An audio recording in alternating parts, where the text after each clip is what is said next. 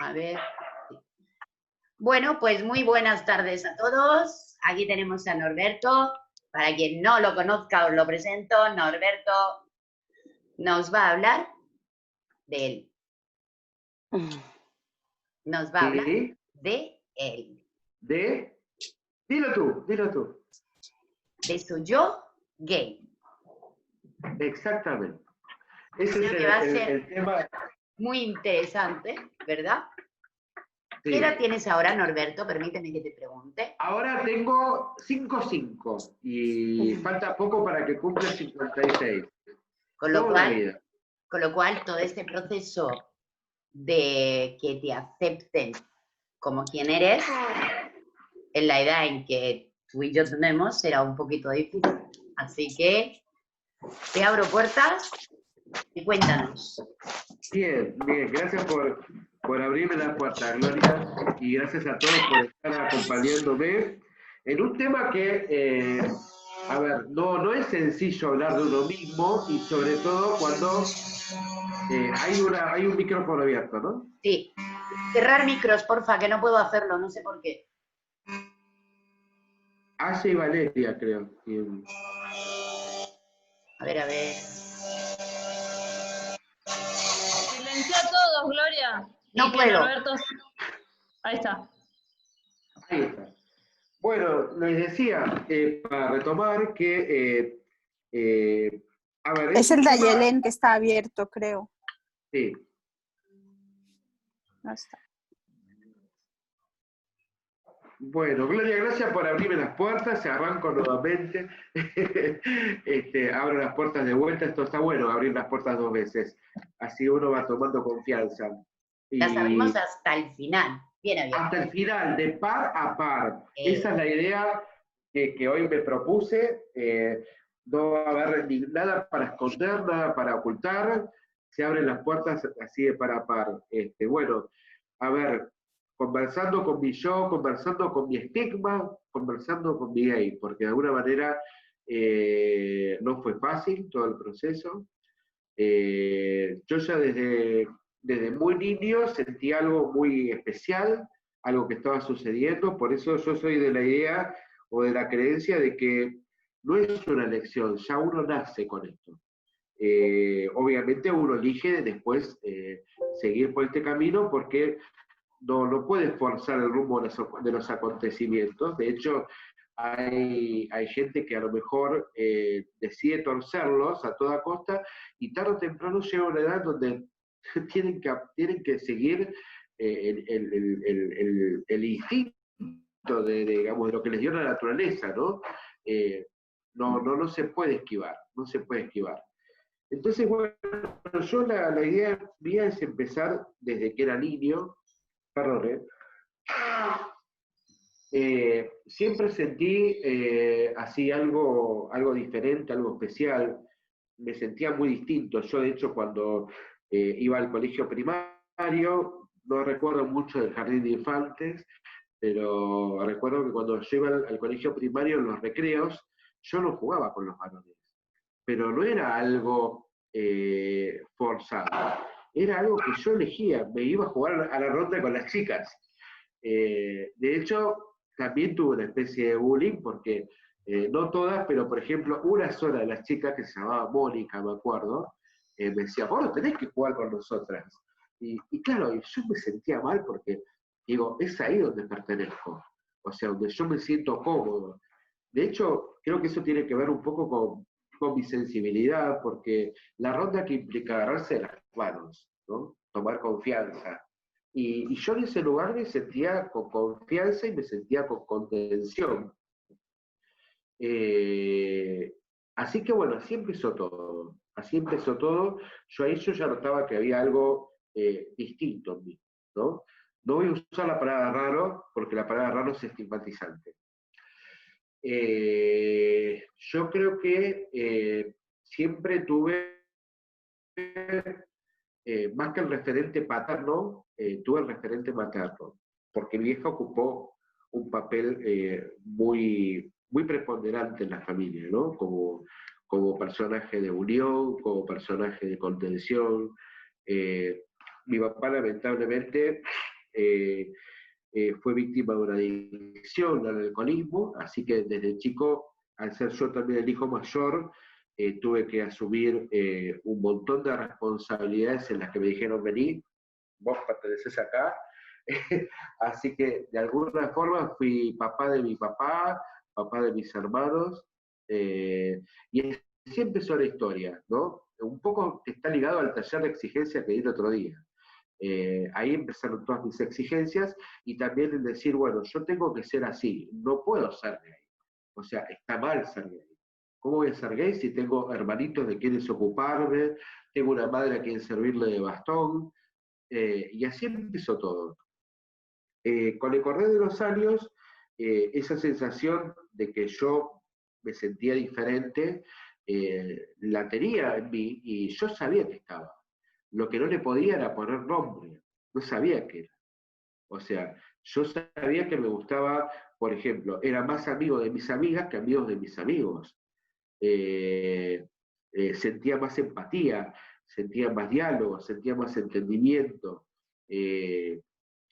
Así fue, digamos, cómo se fueron desarrollando los últimos años de mi niñez hasta la adolescencia, en donde recuerdo que, bueno, entré al colegio secundario, y bueno, en el colegio secundario fue otro acomodamiento, ¿no? Porque cada etapa de mi vida fue una adaptación, digamos, de acuerdo a lo que me pasaba a mí por dentro y al contexto en el que estaba inmerso. Entonces, en la secundaria fue que, claro, ahí estaba el despertar de todos, de las hormonas, de los adolescentes, los chicos querían salir, estar de novio con las chicas querían estar de novio con los chicos, y a mí me pasó que yo no tenía ganas de estar de novio con nadie. Entonces, empecé a sentir unas cuantas dudas sobre mí y tenía contradicciones, porque por otro lado yo decía, bueno, pero hay que tener novia. ¿Sí? Tal es así que hoy por hoy yo tengo 5 ahijados, que son todos ahijados, hijos de mis compañeros de la secundaria. Y, por ejemplo, Ana María, que Nieves es la hija, es mi segunda ahijada, yo me acuerdo que como veía que todo el mundo le hablaba a las chicas para salir, y yo me le tiré el lance a Ana María. Pero yo no lo hice porque lo sentía porque era lo que debía hacerse. Bueno, Ana María muy simpáticamente le dijo, bueno, después vemos. Porque bueno, obviamente yo lo hice porque era lo que veía que todos hacían y como que yo de alguna manera tenía que responder al patrón de comportamiento de todos los varones adolescentes que estaban despertando sus hormonas. Pero yo en realidad no tenía ganas de salir con Ana María, lo hice bueno, para no ser distinto a los demás. O sea, hasta eso llegué a hacer algo que yo no sentía, simplemente por el hecho de pertenecer y que los demás no duden de mí o que no me hagan bullying. Entonces, yo mismo fui mi propio prejuicio, mi propio estigma. Y ese estigma duró mucho tiempo, porque yo creo que nunca me acepté, siempre, digamos, de alguna forma, entre comillas, no sé si me condenaba la palabra, pero me asustaba ser así. O sea, lo primero que me preguntaba era por qué estaba pasando eso. O sea, no tuve asistencia psicológica, obviamente por la edad que tengo, mis papás, bueno, mi padre, pobre, era víctima de una adicción, estaba prácticamente ausente, tenía una mamá que era bastante así, marcaba el paso, entonces, ¿cómo podía yo hablar del tema si no encontraba un espacio, ni tampoco encontraba las personas con quien hacerlo? Entonces, de alguna manera deambulé por el simplemente comportarme como la sociedad esperaba que yo tenía que ser. ¿Sí? Entonces, por otro lado, yo no estaba seguro si era algo que yo quería vivir. Entonces, de alguna manera, creo que todo esto tiene que ver con el miedo a la reacción de la gente. Y así pasó toda la adolescencia. No sé si buscando un camino, porque no, yo creo que de alguna manera hice la plancha, dije, bueno, encontré una zona de confort en donde podía pasar desapercibido, mostrando algo que no era, pero en realidad sufriendo mucho por dentro. Pero ¿qué pasa? Yo me ocultaba un poco las exigencias de ser el mejor alumno, de estudiar, entonces por ese lado la piloteaba y no me hacía cargo de lo que cualquier adolescente tenía que vivir, ¿sí? Que era, qué sé yo, salir a bailar, ir a boliches.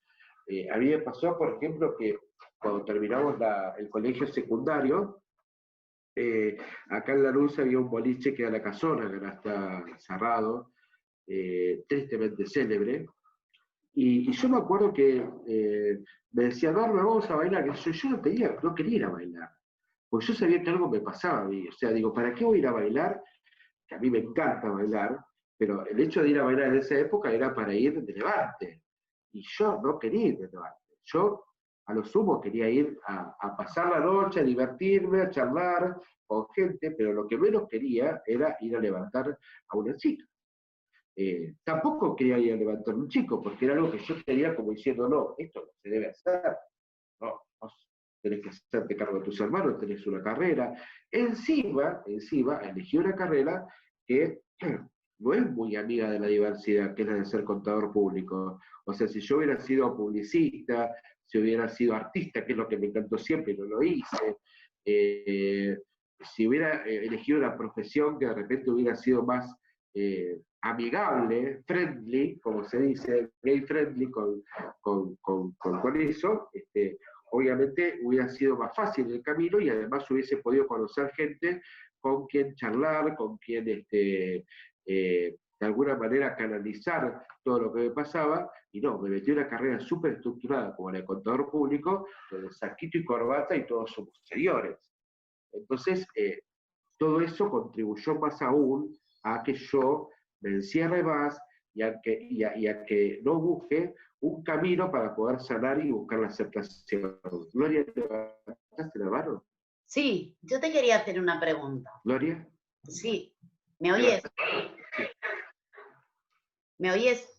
Sí. Yo te quería hacer una pregunta. Esto de cuando ibas a bailar y tal, ¿qué edad tenías ya? Y tenía, yo hice el servicio militar a los 18 años en Comodoro Rivadavia, salí a los 19 y sería entre los 19 y los 20. Y te pregunto, igual es una pregunta indiscreta, pero a mí... Está todo permitido. ¿A qué edad te acostaste por primera vez con un hombre? Porque... Sí, ahora viene eso, ahora viene. Falta No todavía. te adelantes, Esperancita. Está intrigada. No, es que aparte hay una historia antes de eso.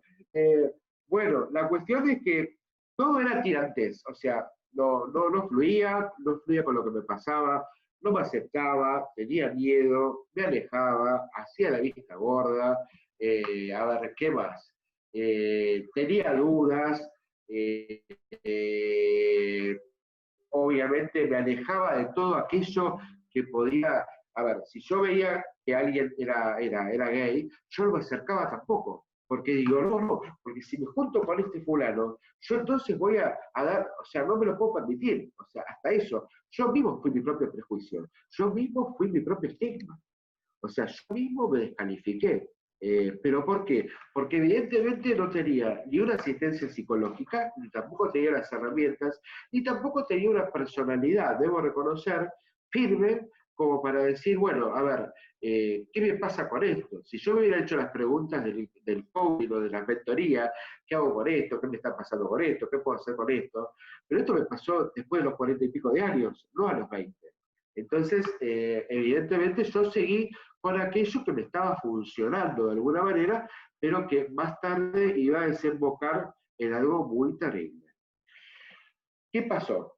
Yo empecé la facultad, obviamente ahí tuve mi primer acercamiento a una persona, a un chico que se llamaba, era de Las Flores, me acuerdo. ¿Y qué me enamoró de Miguel? Me enamoró que era pibe pueblerino, simple, nos cagábamos a risa de cualquier cosa, de cualquier pavada, qué sé yo, de las películas de Abbott y Costello, no sé, los tres hablábamos tonterías y estudiábamos mucho los dos. No pasó nunca nada, pero yo sentí como una especie de atracción. Nunca lo hablamos, nunca pasó nada, pero si yo tuviera que decir cuál fue mi primer acercamiento genuino a alguien, simplemente por conectar desde las emociones, o conectar por estar juntos y pasar un rato, sin que haya sexo, fue con Miguel.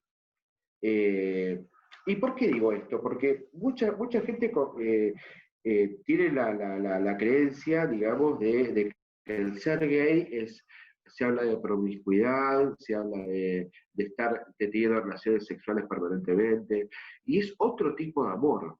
Es simplemente sentirse cómodo con un par, digamos. Es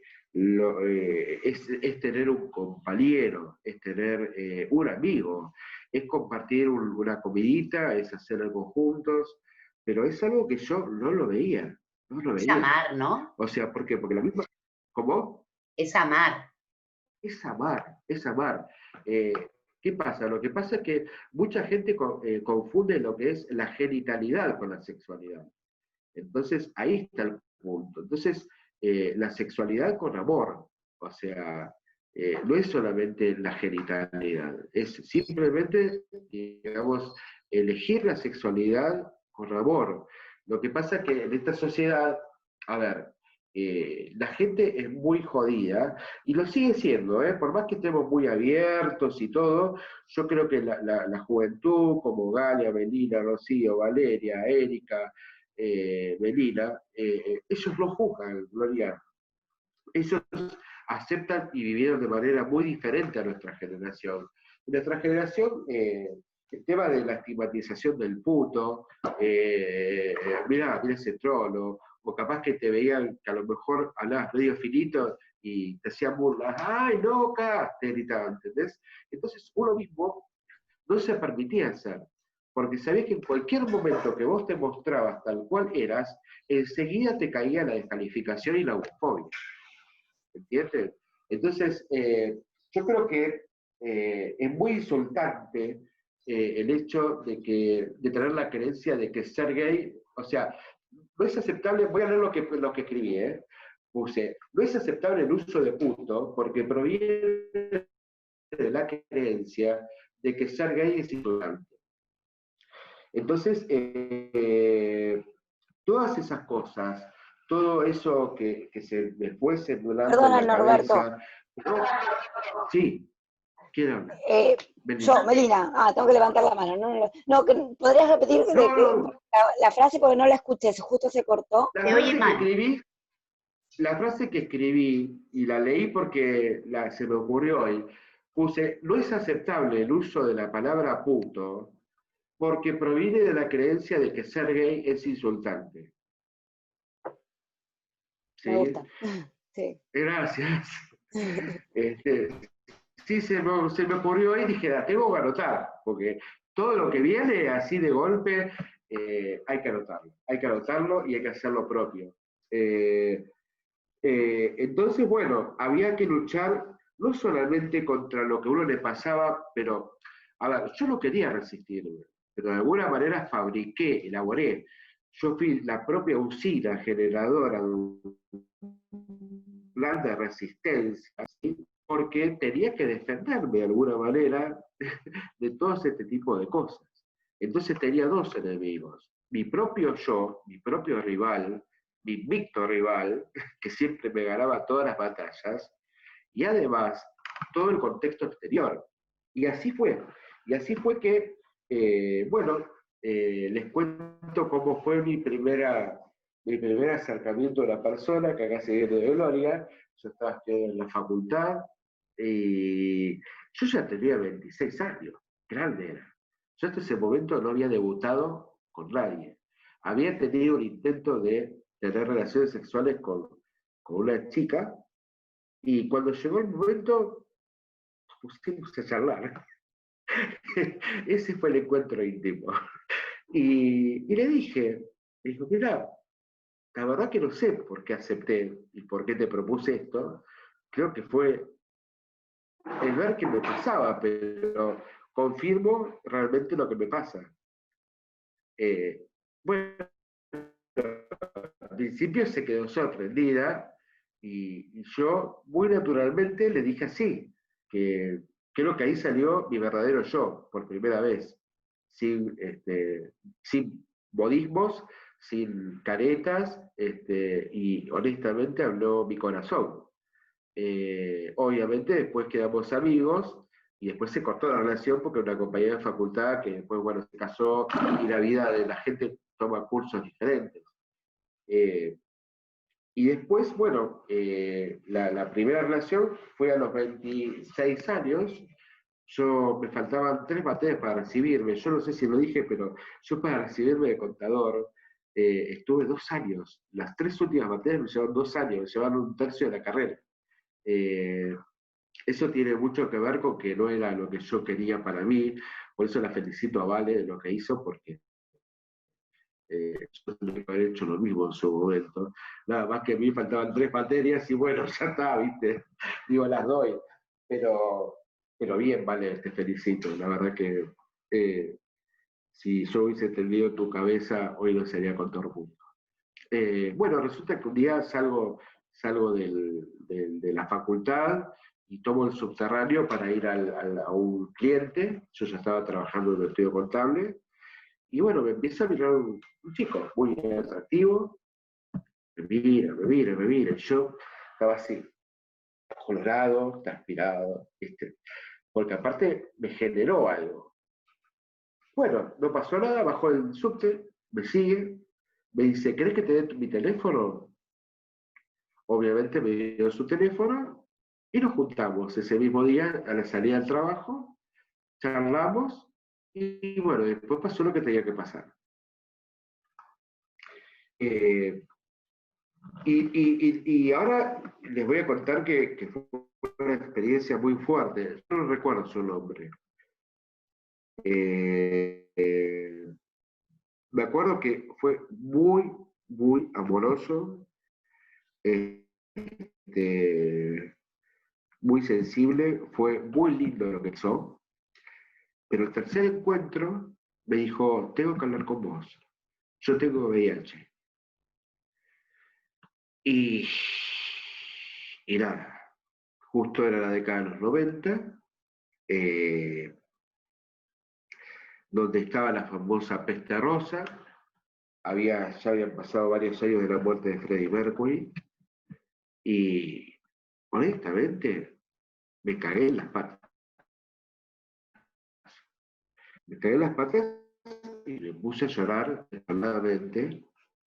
Eh, Obviamente no me contagié de él, así que, pero bueno, de alguna manera comenzaron las dificultades. O sea, el hecho de decir, bueno, juego este juego porque es lo que me pasa a mí, es algo que no lo puedo esquivar, me encuentro con eso.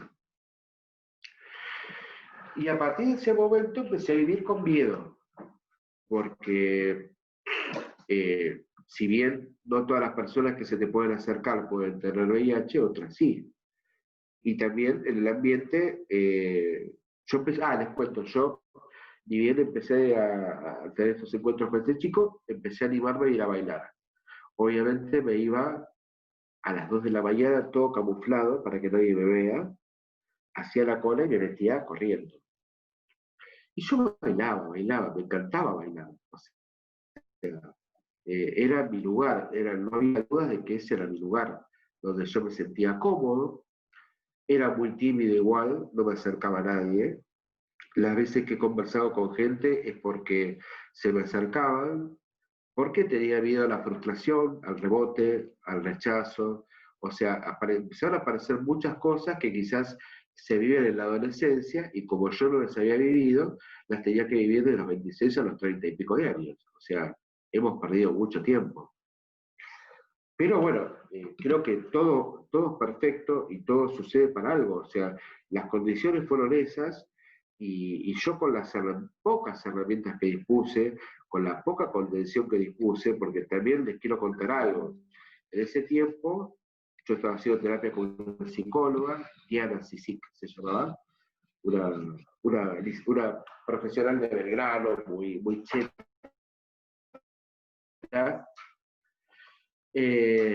donde llegó el momento que yo le dije, mira, a mí me pasa esto.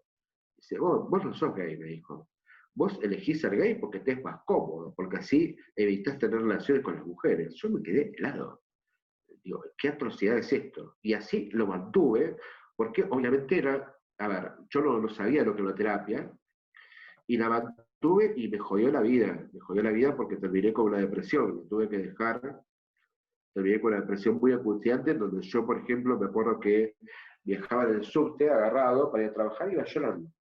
Viajaba en el tren, iba llorando. Llegaba al trabajo, llegaba llorando. ¿Qué me pasaba? No sabía. Si era porque estaba trabajando algo que no me gustaba, si era porque me estaban pasando cosas que no quería aceptar, o eran las dos cosas. Y a todo esto, en mi casa, mi hermano, que en paz descanse, Claudio, que ya ustedes muchos escucharon hablar de él, vibró, como dice Galia, vibró rubio, era rubio Claudio.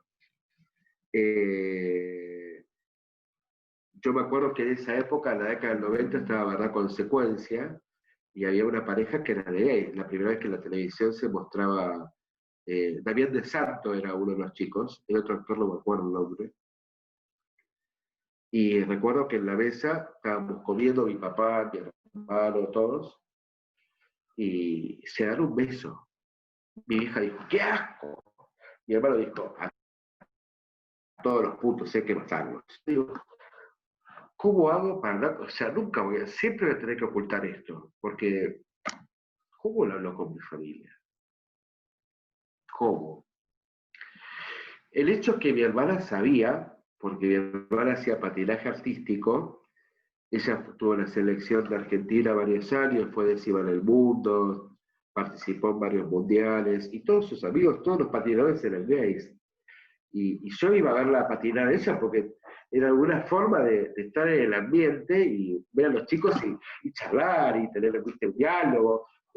Nada, el hecho de poder pertenecer, pero no para tener una relación sexual con alguno. No, era por el hecho de decir, bueno, acá me siento cómodo, este es mi hábitat. Así que, bueno, mi hermana sabía, y entonces ese día que pasó eso en la mesa, le digo a mi hermana, ¿y qué le pasa a Claudio? Dice, no, lo que pasa es que llamó a alguien con quien vos tuviste una relación y llamó varias veces. Ese muchacho se llamaba Pablo. Pablo, al segundo encuentro que tuvimos, que no tuvimos sexo, pero le gustaba drogar, tomaba cocaína. Y yo dije, no, yo con esta no. Con esto no me meto. Entonces me junté 2 veces para charlar, intenté persuadirlo de que se aleje de eso. Pablo era un pibe que tenía mucho dinero, era gerente comercial de una multinacional, y bueno, me aparté, no le dimos bola, no, porque me asusté, no sabía cómo manejarlo. Entonces un día que llamó a casa, porque en esa época no había celulares, llamó a casa, atendió a mi hermano y le preguntó por mí, y, y le dijo, no está Norberto. Dice, bueno, seguramente debe estar acostado con otro puto, le dijo. Entonces mi hermano se enteró de esa manera lo que le pasaba.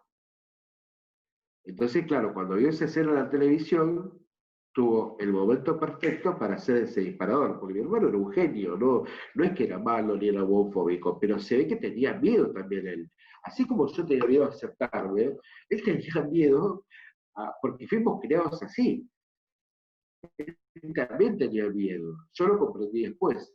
Pasó 2 semanas y un día él no me hablaba, estaba enojadísimo, furioso, y yo estaba muy triste, hasta que dije, bueno, tengo que terminar con esto. Me acerco a la cama, me arrodillo, él estaba acostado, me arrodillo, con la mano, y le digo, Claudio, yo sé qué te está pasando. Le digo, yo soy gay. Le digo, a mí no me gustan las chicas, me gustan los tipos. Le digo, pero quédate tranquilo, que yo no voy a andar con una pluma, ni voy a hablar en femenino, ni te voy a hacer pasar ningún papelón. Así como me conociste hasta ahora, así voy a seguir siendo, y no te voy a fallar, yo voy a ser tu hermano. Obviamente que terminó eso en un abrazo y los dos llorando. O sea, sanamos lo que estaba sucediendo. Y a partir de ese momento mi hermano se convirtió en mi mejor amigo. O sea, esa persona confidente con quien yo podía hablar, y acá quien extraño mucho, ¿no? Porque ya no está. Y bueno, entre mi hermano y mi hermana, tratamos un poco de conversar los tres, y eso me ayudó muchísimo. Con mi papá, obviamente, ¿qué le iba a decir a mi viejo si mi viejo era adicto al alcohol? Digo, no le iba a dar un motivo más para que mi viejo se siga poniendo en pedo. Si más se entera que tiene un hijo que es gay, digo, lo mato, pobre, ¿viste? Bueno, la cuestión es que ahí no termina todo el bullying, digamos. Por así llamarlo de alguna manera, porque lo de mi casa no fue bullying. Yo ya llegué a ver a una edad, estoy viendo un poco la ayuda de memoria. Acá está. Llegué a una edad en donde tenía 30 y pico de años, y claro, el trabajo empezaron a decir, todos los que no se casan a los 30 y pico de años son putos. O sea, horrible. Y obviamente, ¿para quién venía eso? Para mí, porque estaban todos casados, pero yo. Entonces, la verdad que tuve una depresión muy grande, y después, bueno, cambié de psicóloga porque la otra psicóloga me hizo mierda. Y bueno, ahí empecé un poco a recorrer el camino de la aceptación, y un poco a tratar de quererme un poquito más. Y no todo casual, porque yo era muy enemigo del cigarrillo, pero muy enemigo, archi enemigo del cigarrillo. Y justamente cuando empecé a aceptarme, empecé a fumar. Porque necesitaba un bastón, necesitaba un compañero. O sea, ese amigo que no tenía para con quién charlar, lo tenía en un pucho. Ese es el significado, digamos, del por qué, porque en realidad yo era cero, cero, cero tabaco, cero todo, o sea, y encima con la adicción de mi viejo, menos. Pero gracias a eso, yo pude también comprender a mi papá y entender que era una adicción y que no era un vicio. Y lo pude querer, y pudimos también sanar los dos la relación. Así que eso fue también maravilloso. Pero bueno, no me quiero apartar un poco de lo que estamos hablando, ¿no? Y bueno, así pasó la vida. No teniendo relaciones sexuales, tuve muy pocas relaciones sexuales en mi vida. No me permití el amor, no me di lugar, porque siempre había un motivo para no, un motivo para no. O sea, y cuando alguien se acercaba, es como que tenía miedo, tenía miedo. Y hoy por hoy, bueno, sigo estando solo, y creo que es la gran asignatura pendiente que tengo en mi vida, ¿no? Conocer, permitirme estar abierto, disponible para el amor, y poder ser merecedor, ¿no? Porque yo creo que no tengo que buscar un compañero para que me sea de bastón, yo tengo que estar bien primero. La única forma de poder estar preparado es curar todos estos estigmas, todas estas creencias que tuve. Lo que lamento es que hayan pasado tantos años, porque hubiese sido lindo vivirlo en otra etapa, a los 40, a los 30, a los 20.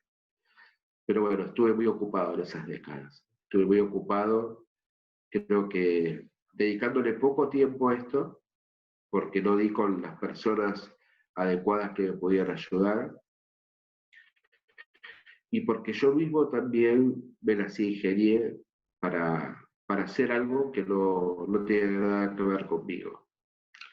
En 2009 muere Claudio de un cáncer, eh, y, y ahí empezó un poco el decir, bueno, ahora qué hago, porque me faltaba mi gran compañero.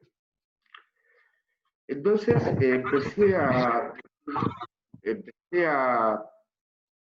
decir, bueno, a ver, hoy estamos, ya no estamos, todas esas frases que se repiten, y dije, ¿qué es lo que siempre me gustó hacer a mí, nunca hice? Cantar, estudiar teatro. Al año me acuerdo, y ahí quedó, eso fue en 2009. Al año siguiente, una amiga me dice, Norbert, hay un taller de canto. Había pasado un año de la muerte de Claudio. Dije, no, pasó un año, ¿qué me voy a poner a cantar? O sea, tenía creencias de viejos encima. ¿No? O sea, esto no se debe, no sos merecedor, no es posible, no, ¿cómo vas a hacer eso? Me hinchó tanto que dije, bueno, sí, listo, basta. Porque, ¿qué pasa? La muerte de Claudio fue otro maestro. Es decir, hoy lo puedo hacer, mañana no sé. Claudio se fue en 50 días.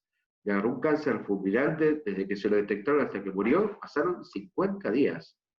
Y los últimos 10 días estuvo conectado a un respirador artificial. Entonces, sobre la base de eso dije, bueno, voy a cantar.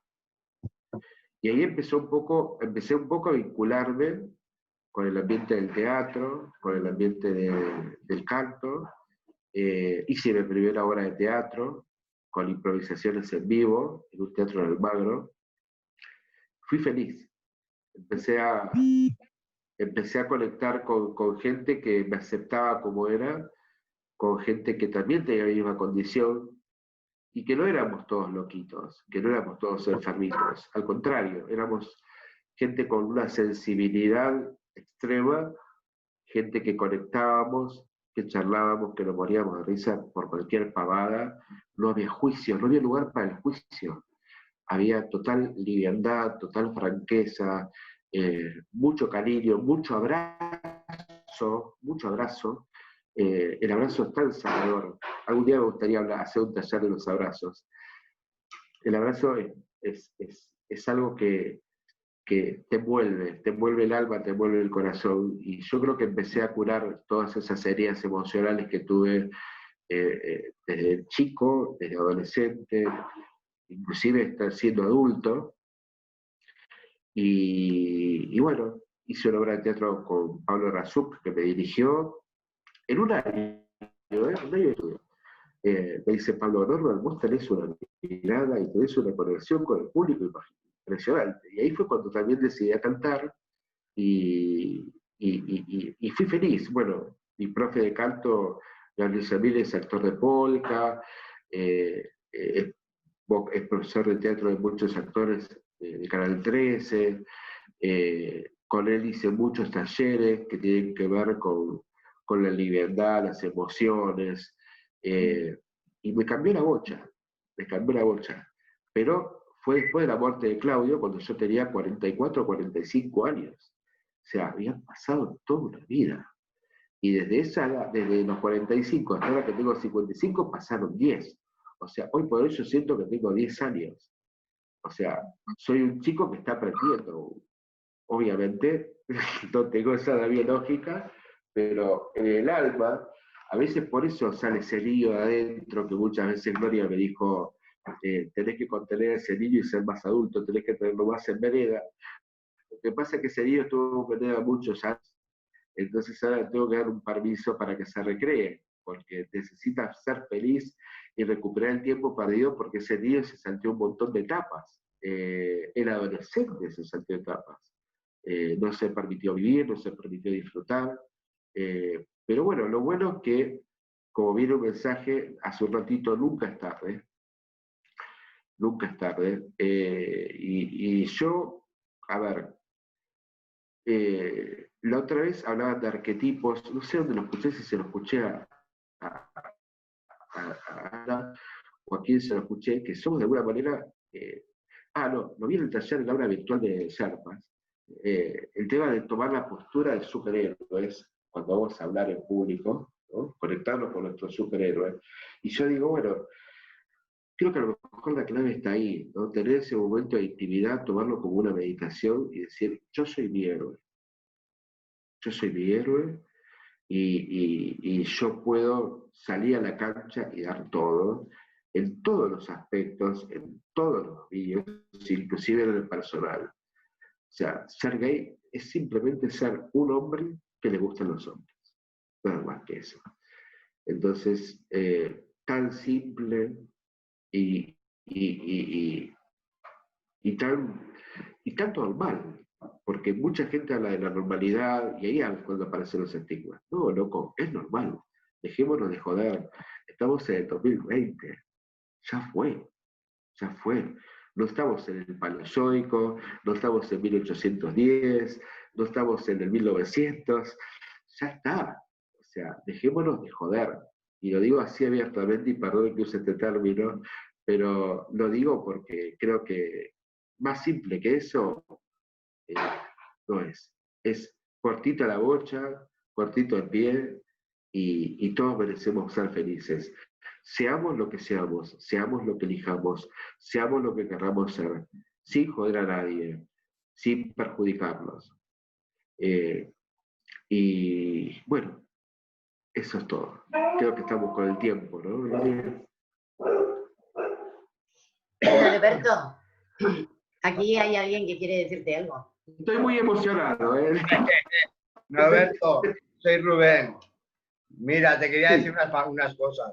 Yo antes me consideraba homófobo, no lo niego, ¿vale?